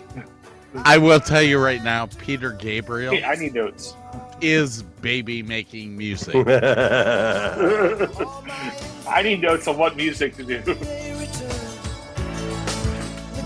I'm going to tell you right now. This song that's playing right now is the ultimate song in the world. Yeah. Oh yeah. No. No. Wait. Was this not on my no? top 10? No, was this not on my top 10 of all time? Well, here's the thing. We have to redo our top 10 because the audio was crap. Ah. All right.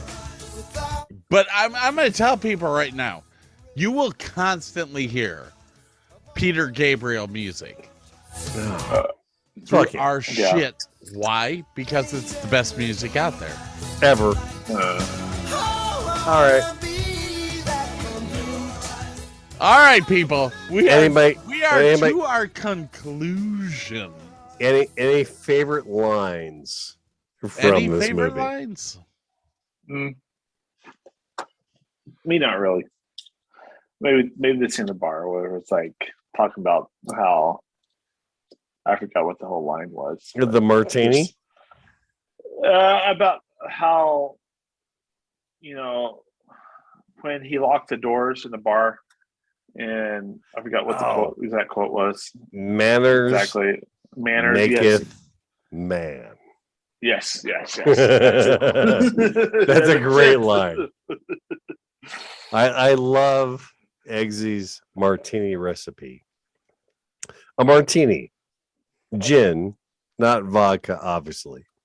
Stirred for 10 seconds while glancing at an unopened bottle of vermouth. Thank you.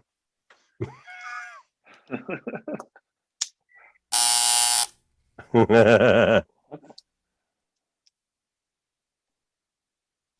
on. You do not have your microphone on. Jackass. You're like a Japanese. Your kung fu is subpar. I personally, there you go, have an attachment to a certain line said in a prison cell of if you save the world, you can fuck me in the asshole. No, we can do it in the asshole. Oh, that's it. If we can do it in the asshole. Do you remember the number to unlock that cell? Oh, it was like 69. No, it was like 2224 or something like that. If you spelled it out on your cell phone in old school, fuck, it's spelled anal.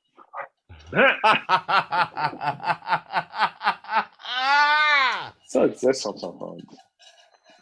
2 5 2 2 5 2 5. That's old school phones. 2525, 2525, anal. Yep. Yeah. What's up, baby? I love you, baby. Do you know that Colin Firth did 6 months of training for this film? He did 80% of the stunts. Yes, 80% of his stunts. Yeah. That's amazing. And the dude was like 50. I really like when actors and actresses do their own stunts. It makes it more like, I know Tom Cruise is a big guy that does his own stunts and everything. Yes. You know, and I get more respect for actors and actresses that do that. That's like, oh, I'm doing my own stunt. I don't want to stunt double. It's like, I don't care. It's like, if I'm hanging from a plane as we're going up into the sky, I don't care. I'm doing my own stunt because I don't want the perception of it looking like a stunt double. You know. Now, if you go on Google Maps and you do the street view of 11 Savile Row. What? I'm looking at this right now. 11's what? 11 Savile, Saville Row in London, England. Yep, 11 Savile Road, London. You will actually see a picture of the Kingsman as opposed to the Huntsman, which is the actual shop there on Savile Row. I see UPS van parked in front. What can Brown do for you? Oh my god! All right, so let's. Man, they must have. This street view is recent because somebody's wearing a mask. Is there any other trivia or anything else that we need to go through for this film? Do you remember seeing a yellow submarine? Oh, didn't you already talk about this? Did I? I might have. Yeah, it's good shit. You know, we're talking about the scene where, in order to get past the advance in training, you had to kill your dog that you've been trained up. And apparently, that some writers and producers like, probably not a good idea to actually kill a dog because, you know, it's a dog and PETA, blah, blah, blah. But, you know, the director, you know, Matthew Vaughn, he wanted that. He really wanted something like that. And apparently it's from the concept of the Nazi SS officers back in the, you know, World War II era, that the SS officers were required to kill their trained dog to demonstrate their lack of feelings and willingness to obey orders. That is correct. Wow. Yeah. But in the movie, in this time and age, they didn't want to kill dogs because I would hate for a dog to be killed. And others would hate for a dog to be killed. And one of my favorite lines is when they're on the airplane and Eggsy has come back on and says, yeah, let's get the fuck out of here, blah, blah, blah, blah, blah. No, you have to go back. You have to keep his hand off that thing. It's like, oh, all right, let me have that gun. And like, Mark Strong is like, no, this is mine. I love that line. No, this one's mine. Subtle and beautiful. Kingsman only in cinemas on the front window. All right. Is there anything else about the Kingsman before we go into conclusions? I don't have anything. Bert might have like hundreds. Yeah, I love how Valentine, because he has a lisp, that's his big thing about becoming a bad guy. Like that's his. Yeah, he was made fun of in school as a young kid. And that's his big, and it was funny because Samuel L. Jackson had a lisp as a kid, and he incorporated that into You done over there, Scott? You all right? But got all that. Samuel tried that out in one of the scenes, and the director was like, "What the fuck you doing?" It's like, dude, I used to have a lisp as a kid, and it fucked me up. And they kept that in the movie, and it was a great little bit of why is this guy such an asshole? Okay, he's brilliant. He has a lisp. He becomes a megalomaniac. It makes sense. So that's it. Yeah. That's it for me. Oh God, that hurt. Sorry. Bit the inside of my lip. It hurt. Ah.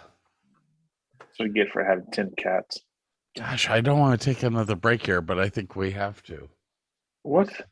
Oh, just wrap it up. Let's wrap it up. You guys have any other favorite lines? Is there anything else with this film? Favorite lines. 1. I already told you my favorite line. 2.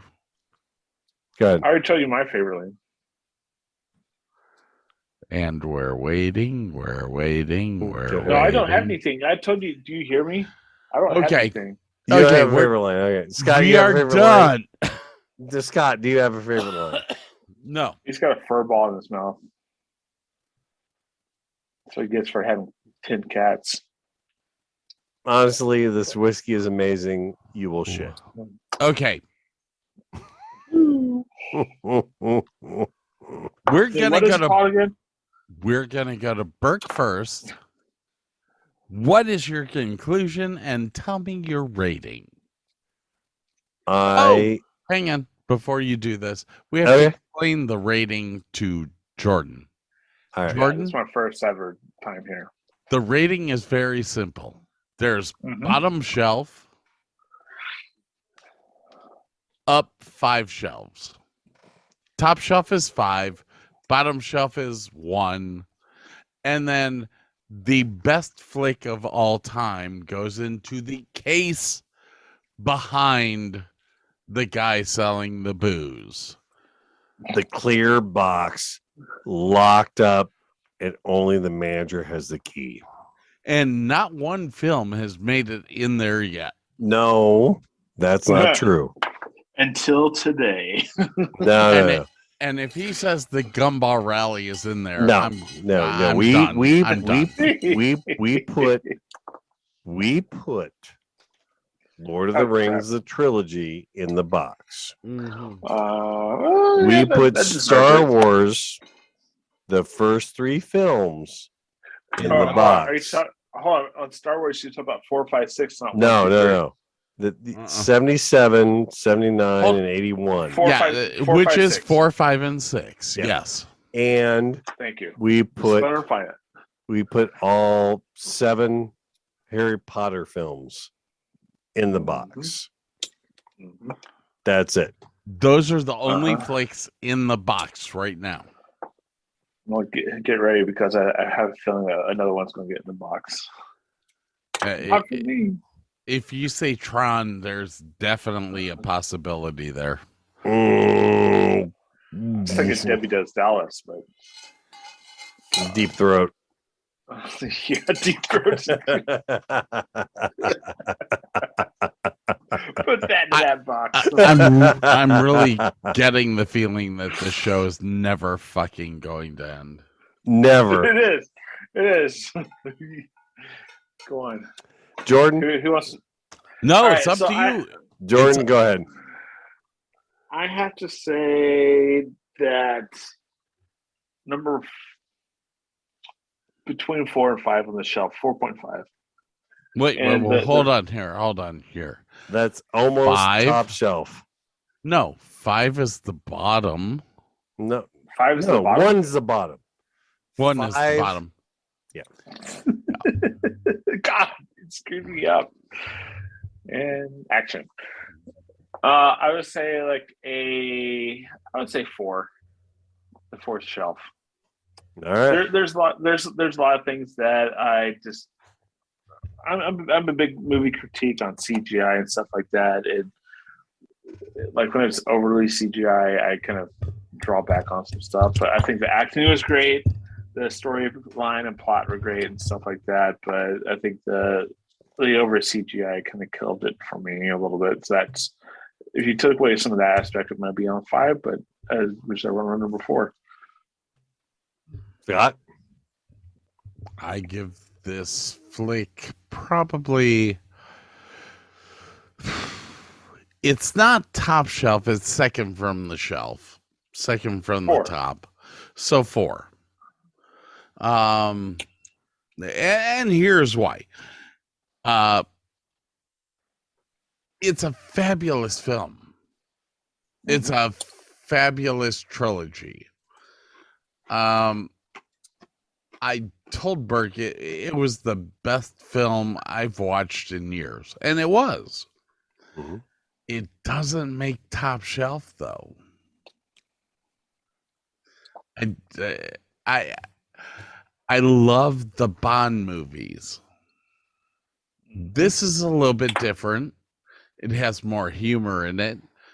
There's other shit going on. Now, I have not seen 2 or 3 yet.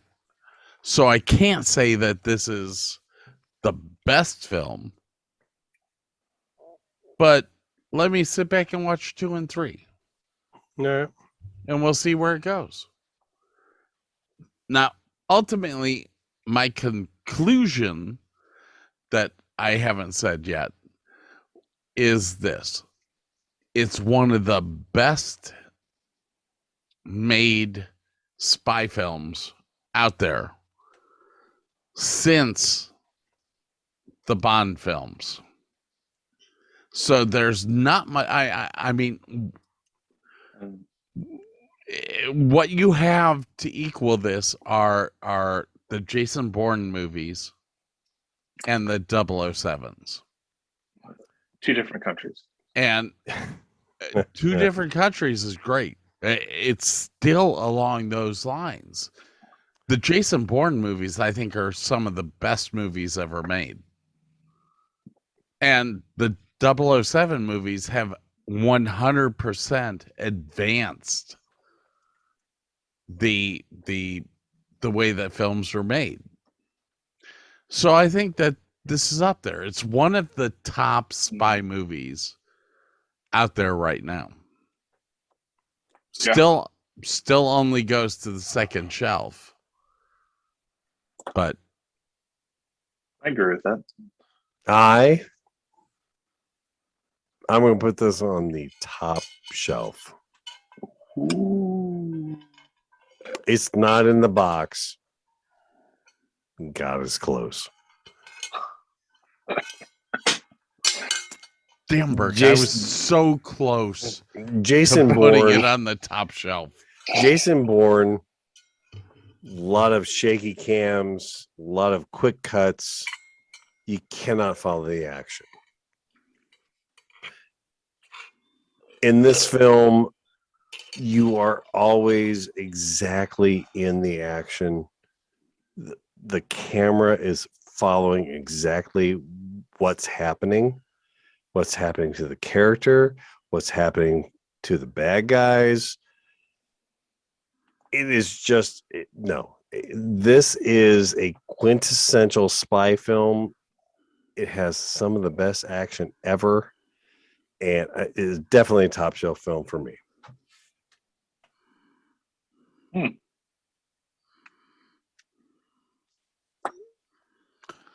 Okay. With that, I think we're done. Play the outro music. Yeah. Let's do it.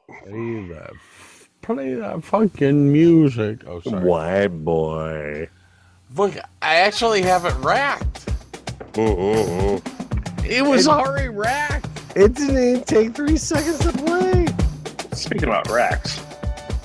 Yeah, but honestly, I think I need to do this because this is Burke's in my jam. Ooh. You like baby making music tonight? Oh, this is not baby making. This is awesome music. This is sit by the fire and get high music. and drink a cocktail. Hey everyone, Scott's buying a house. I don't know why, but we're gonna do it. I can't wait to see it. There will be a bar in the house, and there will be a place for us to do podcasts. So you might have a Russian bartender. Yes. So Jordan, his new wife, and the rest of the gang are going to be hanging out over at the Davis house. I want to thank you all for coming, listening to the podcast. Chris, I hope you all had fun. I have to come down there and hang out with you guys. That's what this is going to end up doing. I have to take a fucking flight and What yeah. else do you have to do, my friend? I don't know, make the money, do a living. I don't know. Wait for his daughter's boyfriend to like talk to him. Yeah, you know. I got 2.5 years. I'm good on that. You think it's going to be 2.5 years? My daughter is going to graduate from her next degree in about 2.5 years. So in 2 years from now, I will get the. Can I ask for your daughter's? Oh no, he's not that butch. Can I ask for your daughter's hand in marriage? My story is completely different. 2 years from now, Burke's going to be looking at a little girl going, I am so proud of your mother for graduating. True.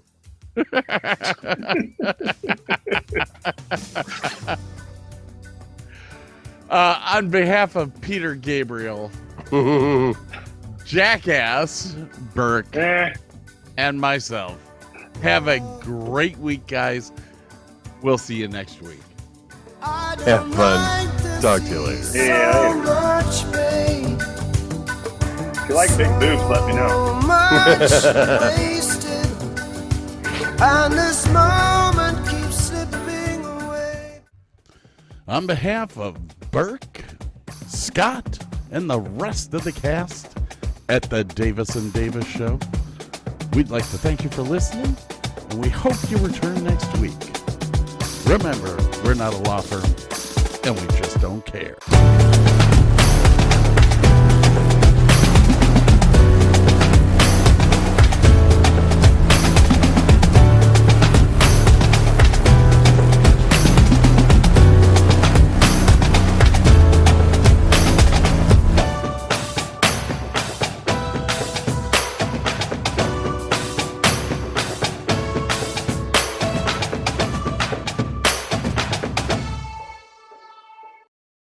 All you homeowners have unique needs.